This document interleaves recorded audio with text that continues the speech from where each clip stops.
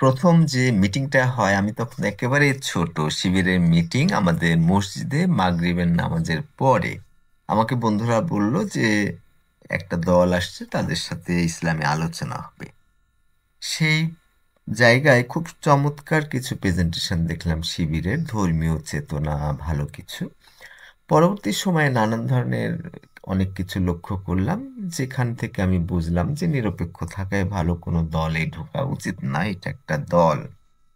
তার মানে হলো যে একটা উদ্দেশ্য হলো যে ইসলামী রাষ্ট্র কায়েম বা ইসলামী মতাদর্শ দেশে প্রচলিত হোক, ধারাটা বজায় থাকুক, এরকম একটা উদ্দেশ্যে হয়তো এই শিবির বা জামাত সৃষ্টি হয়েছিল।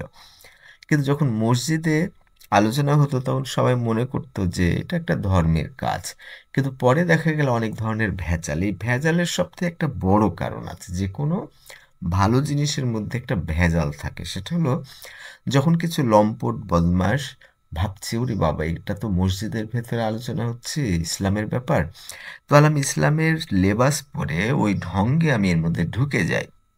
ঢুকে কি করবে, ওই দলটাকে নষ্ট করে ফেলবে, গ্রাস করে ফেলবে, এবং এমনভাবে কাজ করবে, এমন টেকনিক তাদের জানা, সাধারণদের থেকে এদের টেকনিক বেশি থাকে, যে তারা হর্তাকর্তা হয়ে যাবে। এই হর্তাকর্তা হয়ে এমন এমন নোংরা নোংরা কাজ করবে যখন সাধারণ মানুষ ক্ষেপে যাবে। তার মানে একটা পরিমাণ লোক আছে যারা জামাত বা শিবিরের ব্যাপারে অন্ধভাবে পছন্দ করে এবং এদের মূল ধারাটা ভালো, কোনো সমস্যা নেই।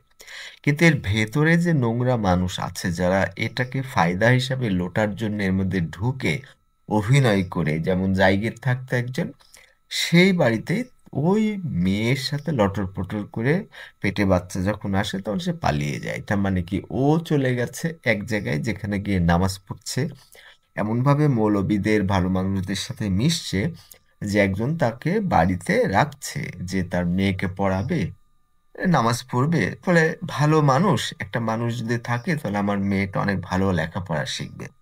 সেখানে সে লন্ডভন্ড করে চলে যাচ্ছে আর এক গ্রামে, আর এক জায়গায়। এইভাবে প্রতিটা পার্টি বা যে কোনো ক্ষেত্রে কিছু নষ্ট মানুষ ঢুকে যায়।